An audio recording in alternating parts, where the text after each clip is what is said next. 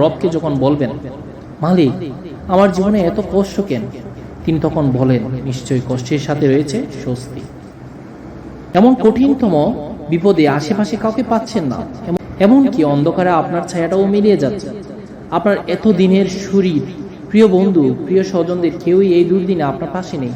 নিজেকে খুব একা মনে হচ্ছে অকুল ধরিয়ায় একটি ডুবুডুবু নৌকায় আপনি একাই যাচ্ছেন।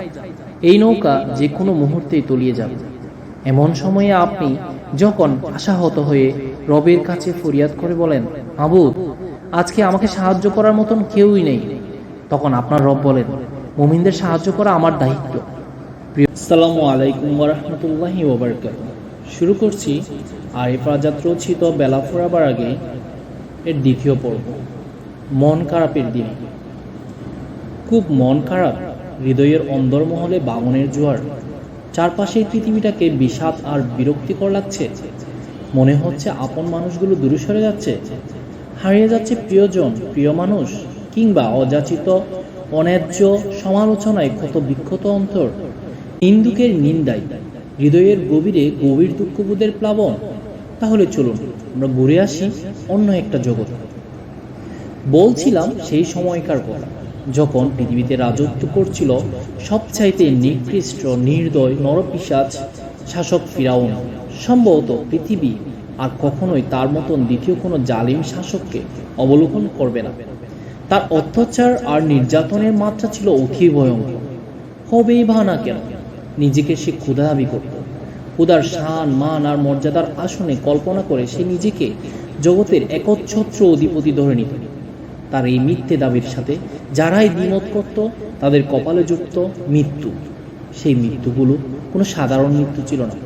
কাউকে আগুনে পুড়িয়ে মারত, কাউকে পানিতে চুবিয়ে মারত, যেন মৃত্যুর বাহারি আয়োজনে ভরপুর থাকত তার সংসদ।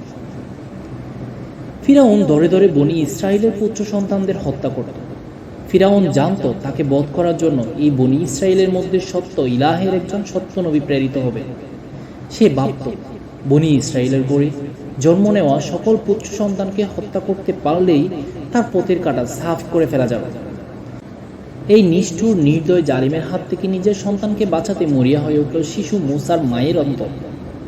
চোখের সামনে প্রাণপ্রিয় প্রিয় সন্তানের নির্মম মৃত্যু দৃশ্য অবলোকন করা দুনিয়ার কোনো বাবা মায়ের পক্ষে সম্ভব নয়। কিভাবে বাঁচাবেন পুত্রকে তিনি? কিভাবে তাকে আড়াল করবেন জালিম বাহিনীর নাগপাশ থেকে? অস্থির চঞ্চলা হয়ে পড়লেন তিনি। মূসার মায়ের হৃদয়ের এই ব্যাকুলতা আল্লাহর কাছে গোপন থাকল না।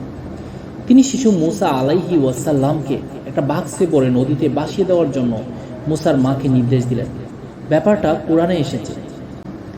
আল্লাহ সুবহানাহু ওয়া তাআলা বলেছেন, আর আমি মূসার মায়ের নিকট এই মর্মে নির্দেশ পাঠালাম যে তুমি তাকে দুধ পান করাও। অতঃপর যখন তুমি তার ব্যাপারে আশঙ্কা করবে, তখন তাকে নদীতে নিক্ষেপ করবে। চিন্তা করুন, একদিকে ফিরাউন বাহিনীর হাত থেকে সন্তানকে প্রাণে বাঁচাতে মায়ের অন্তর মরিয়া, অন্যদিকে বলা হচ্ছে শিশুটিকে যেন বাক্সবন্দি করে নদীর পানিতে ভাসিয়ে দেওয়া হয়। আপাত দৃষ্টিতে আমাদের মনে হতে পারে এ যেন মৃত্যুর আগেই মৃত্যুকে বরণ করে নেওয়া। ডাঙার বাঘের ভয়ে জলের কুমিরের সামনে সন্তানকে ঠেলে দেওয়ার মতো ব্যাপার। আমার এবং আপনার মনে যে ভাবনার উদয় হচ্ছে, তা কি মূসা আলাইহি ওয়াসাল্লামের মায়ের মনে উদয় হয়নি? হ্যাঁ, হয়েছে। তবে তার মনের সেই ভীতি, সেই ভয়, সেই সন্দেহ তখনই দূর হয়ে গেল যখন তিনি আল্লাহর কাছ থেকে আশার বাণী শুনতে পেলেন। সুমহান আল্লাহ বললেন, আর একদম ভয় করবে না এবং চিন্তাও করবে না। নিশ্চয় আমি তোমার সন্তানকে তোমার নিকট ফিরিয়ে দেব এবং তাকে রাসূলদের অন্তর্ভুক্ত করব। ওই জায়গায় আমি কিংবা আপনি হলে যে ভয় এবং যে ভীতি আমাদের অন্তরকে আষ্টে পৃষ্ঠে ধরত, একই ভয় মূসা আলাইহি ওয়াসাল্লামের মায়ের মনেও জেঁকে বসেছিল। তবে তিনি হতোদ্যম হয়ে যান, আশা ছেড়ে দেননি। তিনি চোখ মুখ বন্ধ করে এমন এক সত্তার উপর ভরসা করেছিলেন যার দেওয়া আশা কখনো মিথ্যে হয় না, যিনি কখনোই প্রতিশ্রুতি ভঙ্গ করেন না। এর ফলাফল কি হলো তা আমরা সকলেই জানি।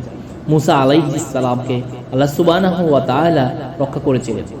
কেবল রক্ষাই করেন, যে শত্রু হন্যে হয়ে তাকে হত্যা করার জন্য উৎপেতে বসেছিল, সেই শত্রুর অন্দর মহলেই শিশু মূসা আলাইহিস সালামকে আল্লাহ তাআলা বড় করে তুলেছিলেন। এই পরিকল্পনা কার? কে এমন নিখুঁত পরিকল্পনা আর ক্ষমতা রাখেন? তিনি সুমহান আল্লাহ। তারা চক্রান্ত করে আর আল্লাহ কৌশল করে, নিশ্চয় আল্লাহ সর্বশ্রেষ্ঠ কৌশলী। আমরা ইয়াকুব আলাইহি ওয়াসাল্লামের ঘটনাও স্মরণ করতে পারি। শিশু ইউসুফ ছিলেন পিতা ইয়াকুব আলাইহিস সালামের সবচেয়ে প্রিয় সন্তান। ইউসুফের প্রতি পিতা ইয়াকুব আলাইহি ওয়াসাল্লামের এই অবর্ণনীয় ভালোবাসাকে কোনোভাবে মেনে নিতে পারেনি তার অন্য সহোদরেরা। হিংসার বশবর্তী হয়ে খেলার নাম করে থাকে ছোট্ট ইউসুফকে ফেলে দেওয়া হয় এক অন্ধকার কূপের মধ্যে। পিতা ইয়াকুব আলাইহিস সালামের কাছে এসে তারা খুব সুন্দর কাহিনী ফেঁদে বসল। বলল, বাবা, খেলার মাঠ থেকে ইউসুফকে বাঘে খেয়ে ফেলেছে। ইয়াকুব আলাইহি ওয়াসাল্লাম জানতেন তার ছেলেরা তার কাছে এসে মিথ্যা কথা বলছে। তিনি এটাও জানতেন তারা নিশ্চিত ইউসুফের কোনো ক্ষতি করে বসেছে। এতদ সত্ত্বেও তিনি কোনো প্রতিশোধ গ্রহণ করলেন না। প্রাণাধিক প্রিয় সন্তানকে হারানোর বেদনায় মাথা চাপড়িয়ে অজ্ঞান হয়ে গেলেন না। এমনকি ছেলেদের তিনি কোনো কটু কথা, কোনো হুমকি দমকি পর্যন্তও দিলেন না। তিনি কি বলেছিলেন জানেন? কোরআনে এসেছে, সূরা আল ইমরান আয়াত ৫৬। সুতরাং আমার করণীয় হচ্ছে সুন্দর এবং সুস্থিরভাবে ধৈর্য ধারণ করা। আর তোমরা আমার কাছে যা বর্ণনা করছো সে বিষয়ে আল্লাহই হলেন আমার একমাত্র সাহায্যদাতা। আল্লাহর উপর বর্ষার পারদ কতটা উঁচুতে থাকলে এমন মুহূর্তে একজন ভাবা এরকম কথা বলতে পারে, এভাবে ধৈর্যের চরম পরীক্ষা দিতে পারে। আর সেই ধৈর্যের বিনিময় কতটা বিশাল ছিল তা তো আমরা জানি। ইউসুফ আলাইহিস সালামকে পরবর্তীকালে আল্লাহ সুবহানাহু ওয়া তাআলা মিশরে অধিষ্ঠিত করেন রাজার বিশ্বস্ত লোক হিসেবে। যে ভাইগুলো তার সাথে শত্রুতা করে একদিন তাকে কুফে ফেলে দিয়েছিল, তাদেরকেই তিনি তার পায়ের কাছে এনে ফেলেছিলেন।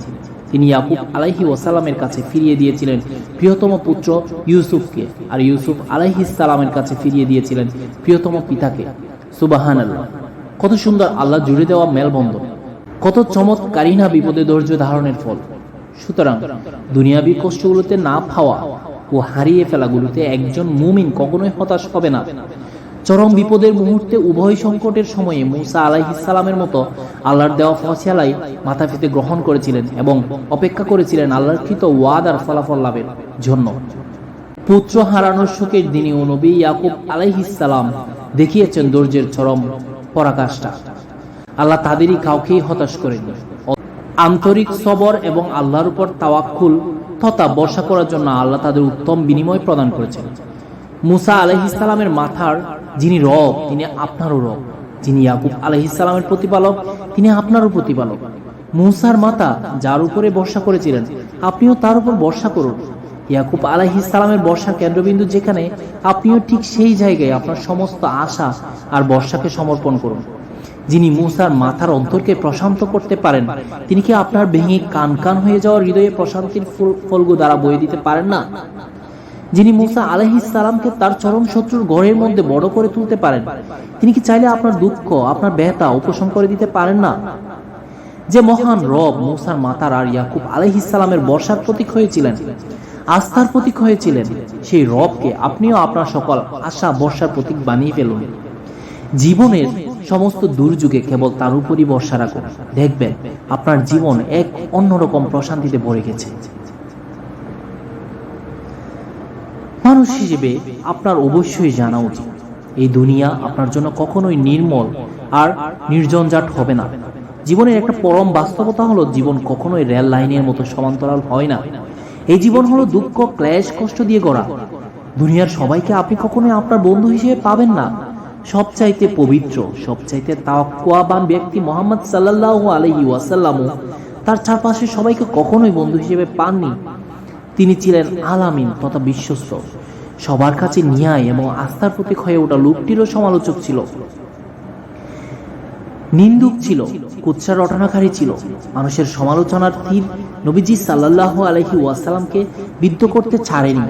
নবীজি যখন সমালোচকদের দ্বারা ক্ষত বিক্ষত, যখন তার হৃদয় বাড়ি হয়ে উঠেছিল মানুষের কটু কথা আর কটু বাক্যে, তখন আল্লাহ সুবহানাহু ওয়া তাআলা বললেন, আর আমি তো জানি তারা যা বলে তাতে আপনার অন্তর কত বিক্ষত হয়। সুতরাং আপনি আপনার রবের প্রশংসায় তাসবিহ পাঠ করুন আর অন্তর্ভুক্ত হন সিজদাকারীদের। স্বয়ং নবীজিকে যেখানে সমালোচনার ভেতর দিয়ে যেতে হয়েছে, সেখানে আপনি বা আমি কিভাবে ধরে নিতে পারি যে আমাদের সমালোচক থাকবে না, নিন্দুক থাকবে না, আপনাদের পেছনে কুৎসা রটনাকারী থাকবে না? বস্তুত এটাই হলো জীবন। এর জবাবে আমাদের প্রতি উত্তর কি হবে? আল্লাহ শিখিয়ে দিচ্ছেন, তাসবিহ পাঠ এবং সালাত আদায়। এতে রয়েছে কত বিক্ষত অন্তরের দুঃখ সরানোর উপশম, ভগ্ন হৃদয় পুনর্নির্মাণের মহৌষধ। নবীজিও আল্লাহর বাতলে দেওয়া উপায়ে হৃদয়কে প্রশান্ত করেছেন। মানুষের অযাচিত সমালোচনায় যখন তার হৃদয় বেদনায় ভরে নুয়ে পড়ত, তখন তিনি বিলাল রাদিয়াল্লাহু আনহুকে সালাতের জন্য ডাকতেন আর বলতেন, বিলাল, সালাতের মাধ্যমে আমাদের অন্তরকে প্রশান্ত করুন। যখন কেউ আপনার নামে কুৎসা রটাবে, অনর্থক আপনার নামে সমালোচনা করবে, তখন আপনি ধৈর্য হারা হবেন না, হত বিহব্বল হয়ে পড়বেন না, সবর করবেন। এই সবরের ফল সুমিষ্ট। আয়েশা রাদিয়াল্লাহু আনহুর ব্যাপারে দেওয়া মুনাফিকদের অপবাদের কথা কি মনে আছে? একবার এক সফরের সময় তিনি কাফেলা থেকে একটু পিছিয়ে পড়েন। তিনি যে কাফেলা থেকে ছিটকে পড়েছেন সেটা কেউ বুঝতে পারেন। এরপর জনশূন্যে সেই প্রান্তরে তিনি ঠিক কি করবেন এমন ভাবনার দোলাচলে সময় যেতে লাগলো। এক সময় তিনি সেখানকাই ঘুমিয়ে পড়েন। পরে সাফওয়ান ইবনু সুলামি ওই পথ অতিক্রম করার সময় আয়েশা রাদিয়াল্লাহু আনহুকে দেখতে পান এবং তাকে সাথে নিয়ে পুনরায় কাফেলায় যোগ দেন। এই ঘটনাকে নিয়ে কুৎসা রটিয়ে বেড়ায় মুনাফিকদের সর্দার আব্দুল্লাহ ইবনু উবাই। সে প্রশ্ন তুলে আয়েশা রাদিয়াল্লাহু আনহার পবিত্র চরিত্র নিয়ে। শুনতে অবাক লাগলেও সত্য, মুনাফিকদের এই কুৎসা, এই সমালোচনা এবং তিরস্কার রাসূলুল্লাহ সাল্লাল্লাহু আলাইহি ওয়াসাল্লাম এবং আয়েশা রাদিয়াল্লাহু আনহার মাঝে সাময়িক দূরত্বের কারণ হয়ে দাঁড়িয়েছে। নবীজি বুঝতে পারছিলেন না সমালোচকদের তিনি কি জবাব দেবেন, কিভাবে বা প্রমাণ করবেন যে আয়েশা একজন সতীসাধী নারী। তাছাড়া আব্দুল্লাহ ইবনু উবাই যা প্রচার করে বেড়াচ্ছেন তার সত্য মিথ্যার ব্যাপারে তিনি সন্দিহান। তিনি কেবল আল্লাহর উপর ভরসা করলেন। এমন দুটানা পরিস্থিতি, এমন বিপন্ন সময়ে তিনি এক মহামহিময় আল্লাহর উপর তাওয়াক্কুল করেছিলেন। আয়েশা রাদিয়াল্লাহু আনহু তাই করলেন, কারণ কারোর সাথে কোনো বিরোধ করেননি, কোনো উচ্চবাক্য করেননি। চোখের জল ফেলে কেবল আল্লাহর কাছে নিজের সমস্ত অভিযোগ, সমস্ত বাসনা সোপর্দ করেছেন। আল্লাহ সুবহানাহু ওয়া তাআলা কি মুহাম্মদ সাল্লাল্লাহু আলাইহি ওয়াসাল্লাম কিংবা আয়েশা রাদিয়াল্লাহু আনহুকে নিরাশ করেছেন, হতাশ করেছেন? মুনাফিকদের বিরুদ্ধে, সমালোচনাকারীদের বিরুদ্ধে, কুৎসা রটনাকারীদের বিরুদ্ধে সাহায্য করেননি? অবশ্যই করেছেন। উনি ওহী নাজিল করে আল্লাহ সুবহানাহু ওয়া তাআলা আয়েশা রাদিয়াল্লাহু আনহার চরিত্রের ব্যাপারে মুনাফিকদের সকল ষড়যন্ত্রকে নস্যাৎ করে দিয়েছেন। কোরআনে আল্লাহ বলেছেন, নিশ্চয় যারা এই অপবাদ রটনা করেছে তারা তোমাদেরই একটি দল। এটা যে একটি অপবাদ, কুৎসা এবং জিজ্ঞাসা, সেটা আল্লাহ সুবহানাহু ওয়া তাআলা স্পষ্ট করে জানিয়ে দিয়েছেন। এভাবে তো আল্লাহ তার মুমিন ব্যক্তিদের সাহায্য করে থাকেন, কখনো স্পষ্ট সাহায্য, আবার কখনো বা অস্পষ্ট সাহায্য। জীবনে আপনিও আপনার চারপাশে একটি দল পাবেন যারা সর্বদা আপনার সমালোচনায় মুখর। কেবল গভীর পর্যবেক্ষণের দ্বারা আপনার ভালো কাজটির খুঁত বের করে আপনার ত্রুটিযুক্ত কাজটিকে ফলাও করে প্রচার করে বেড়াতে যাবে। আপনাকে মানসিকভাবে ভেঙে দেওয়া যায় যাতে আপনি হতাশ হয়ে পড়েন, আপনার মন যাতে বিষিয়ে উঠে। এসব কিছুই তারা আপনার প্রতি হিংসা, ঈর্ষা আর জিজ্ঞাসার বশবর্তী হয়ে করে থাকে, কারণ আপনার অবস্থান তাদের পীড়া দেয়। আপনার গ্রহণযোগ্যতা তাদের মনে বিষাক্ত ফলার মতো আঘাত করে। আপনাকে আপনার অবস্থান থেকে নামিয়ে আনার চিন্তায় তারা সদা বিভোর থাকে। কিভাবে অন্যদের চোখে আপনাকে কাঠো করা যায়, কিভাবে অন্যদের মনে আপনার ব্যাপারে সন্দেহের বীজ বুনে দেওয়া যায়। এদের ব্যাপারে কখনোই হতাশ হবেন না, এদের কথায় মন খারাপ করবেন না, ভেঙে পড়বেন না, হতোদ্যম হবেন না। এদের কথা কিংবা বক্তব্যের বিপরীতে প্রতিক্রিয়া দেখাবেন না, শুধু সবর করবেন। আল্লাহর উপর ভরসা করে তাদের ক্ষমা করে দেবেন। নিজের এবং তাদের হিদায়াতের জন্য আল্লাহর কাছে প্রার্থনা করবেন। ব্যাস, আপনার কাজ কেবল এতটুকুই। এরকম অবান্তর সমালোচনায় পতিত হলে নিজের সাথে কথা বলুন। ভেবে দেখুন তো আপনার ইখলাস আর নিয়ত আপনার কাছে পরিশুদ্ধ মনে হয় কিনা। যদি অন্তরে ভেতর থেকে এই কথা প্রতিধ্বনিত হয় যে আমি তো এই কাজ আল্লাহকে রাজি খুশি করার জন্যই করেছি, তাহলে নিশ্চিত মনে আপনার পরবর্তী কাজে মনোযোগ দিন। এরকম বিশুদ্ধ নিয়তের কারণে ভুল কাজটার জন্য আপনার আমলনামায় হয়তো সওয়াব যোগ হয়ে যেতে। মন খারাপের দিনগুলোতে আল্লাহর সাথে বেশি বেশি কথা বলুন। কুরআন তিলাওয়াতের মাধ্যমে, সালাত সিজদার মধ্যে আল্লাহকে বলুন যে তিনি যেন আপনার অশান্ত মনটাকে প্রশান্ত করে দেন। তাকে অনুনয় বিনয় করে বলুন। বুকের মধ্যে যে কালবৈশাখী ঝড় আপনার মনের উঠোনটাকে তছনছ করে দিচ্ছে, সেই কালবৈশাখী যে তিনি যেন থামিয়ে দেন। সেখানে যেন রহমতের বাড়ি দ্বারা প্লাবিত হয়। একটি ভার নিজের জীবনে কুরআনকে জায়গা করে দিন, দেখবেন জীবনে গতিপথ কিভাবে পাল্টে যায়। কোরআনের সার নির্যাসকে একবার নিজের জীবনে বাস্তবায়ন করেই দেখুন না, দেখবেন আপনার জীবনটা অন্যরকম এক শীতলতায় ভরে উঠেছে। দুনিয়ার মানুষ যে অন্তর ভেঙে দেয়, আল্লাহ সুবহানাহু ওয়া তাআলা সেই অন্তর ভালোবাসার প্রলেপ জোড়া দিয়ে লাগিয়ে দেন। আপনার মনে হচ্ছে আপনি ব্যর্থ হয়ে গেছেন, তাই না? মনে হচ্ছে পৃথিবীটা আপনার জন্য সংকোচ হয়ে গেছে। জীবনের কোনো মানে খুঁজে না পেয়ে হতাশায় নিমজ্জিত আপনার তনুমন। এই তো কোরআন খুলুন, দেখুন আপনার রব আপনার জন্যই বলছেন। অবশ্যই বিশ্বাসীরা সফল হয়েছে। আপনি একজন মুমিন, একজন বিশ্বাসী, একজন তাকওয়াবান। আপনি তো হতাশ হতে পারেন না। আল্লাহর দয়া থেকে তার করুণা, ভালোবাসা এবং রহমতের যে বাড়ি দ্বারা আপনার উপর বর্ষিত হচ্ছে, তা থেকে আপনি কিভাবে নিরাশ হবেন? দুনিয়াবি ব্যর্থতা, অসফলতায় আপনার কি আসে যায় বলুন? আল্লাহর উপর যারা ভরসা করে, নির্ভর করে, তারা হতাশ হয় না। দুনিয়ার ব্যর্থতা তাদের আঘাত দেয় না, বরং অপেক্ষার প্রহর গুণে মহা সাফল্যে, সেই সাফল্যের যার প্রতিশ্রুতি দিয়েছেন স্বয়ং রাব্বুল আলামিন। আপনার হৃদয় যখন আল্লাহর উপর বর্ষায় টইটম্বুর, তখন সিজদায় জাকারিয়া আলাইহি ওয়াসাল্লামের মতো করে বলুন, হে আমার রব, আমি তো কখনো তোমাকে দেখে ব্যর্থ হইনি। আপনার জীবনে অনেক দুঃখ আসতে পারে, আপনি মুখোমুখি হতে পারেন নানান ঝড় ঝঞ্ঝার। কোনো ঝোড়ো হাওয়া এসে আপনার জীবনটাকে এলোমেলো করে দিয়ে যাবে। অস্ফুট স্বরে মহান রবকে যখন বলবেন, মালিক, আমার জীবনে এত কষ্ট কেন? তিনি তখন বলেন, নিশ্চয়ই কষ্টের সাথে রয়েছে স্বস্তি। এমন কঠিনতম বিপদে আশেপাশে কাউকে পাচ্ছেন না, এমনকি অন্ধকারে আপনার ছায়াটাও মিলিয়ে যাচ্ছে। আপনার এত দিনের শরীর, প্রিয় বন্ধু, প্রিয় স্বজনদের কেউই এই দুর্দিনে আপনার পাশে নেই। নিজেকে খুব একা মনে হচ্ছে অকুল ধরিয়ায় একটি ডুবুডুবু নৌকায় আপনি একাই যাচ্ছেন। এই নৌকা যে কোনো মুহূর্তেই তলিয়ে যাবে। এমন সময়ে আপনি যখন আশাহত হয়ে রবের কাছে ফরিয়াদ করে বলেন, মাবুদ, আজকে আমাকে সাহায্য করার মতন কেউই নেই, তখন আপনার রব বলেন, মুমিনদের সাহায্য করা আমার দায়িত্ব। প্রিয়জনেরা বিচ্ছেদ ঘটিয়ে দূরে চলে গেছে, জীবন নামক চোরাবালির সাথে আপনি কোনোভাবেই পেরে উঠছেন না, খুব অসহায় বোধ করছেন। মনে হচ্ছে আপনি এক্ষুনি ডুবে যাবেন দুঃখের অতল গহ্বরে, হারিয়ে যাবেন চিরতরে। তখন যদি মুখ ফুটে বলেন, আল্লাহ, আমার পাশে আজ কেউই আর অবশিষ্ট নেই, তখন আপনার ডাক শুনে আল্লাহ বলেন, ভয় পেও না, আমি তোমাদের সাথেই আছি, আমি সব শুনি এবং দেখি। পাপে জর্জরিত হয়ে আছে জীবন, চোখ মেললেই চারদিকে কেবল অন্ধকারের ঘনঘটা দেখতে পান। কলুষিত হৃদয় নিয়ে যখনই আল্লাহর দরবারে দাঁড়িয়ে বলেন, আমি যে এত পাপ করেছি, আল্লাহ কি সত্যি আমাকে ক্ষমা করবেন? তখনই আপনার রব জবাব দেন, নিশ্চয় আল্লাহ তওবাকারীদের ভালোবাসেন। এভাবে আল্লাহ সুবহানাহু ওয়া তাআলা প্রতিটি সময়ে, প্রতিটি মুহূর্তে আপনার পাশে থাকেন। আল্লাহর কালামকে, তার বাণীকে জীবনে ধারণ করুন। আল্লাহকে জীবনে বন্ধু বানিয়ে নিন। বিশ্বাস করুন, বন্ধু হিসেবে তার চেয়ে উত্তম, তার চেয়ে প্রতিশ্রুতিশীল, তার চেয়ে মহান আর কেউই হতে পারে না। নিজের জীবনের অন্ধকার প্রকোষ্ঠ আলোর রেখা প্রবেশ করতে দিন। অন্ধকারকে আলো দ্বারা দূরীভূত করুন। আপনার যে পৃথিবী এতদিন এক ঘন ঘোর অন্ধকারে নিমজ্জিত ছিল, তা উদ্ভাসিত হবে সম্পূর্ণ নতুন এক রূপে, নতুন এক রঙে। মন খারাপের দিনগুলোতে আল্লাহকে আপনার সঙ্গী বানান। দেখবেন সেই মুহূর্তগুলো সব আচমকা আপনার জীবনের সেরা মুহূর্তে পরিণত হয়ে গেছে।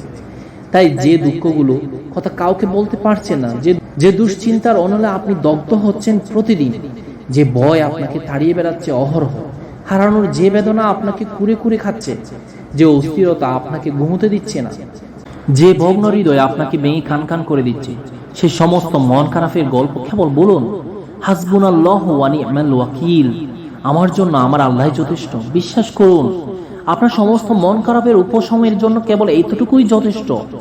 আল্লাহ যার অভিভাবক, কপালে তার দুশ্চিন্তার বাস থাকতেই পারে না।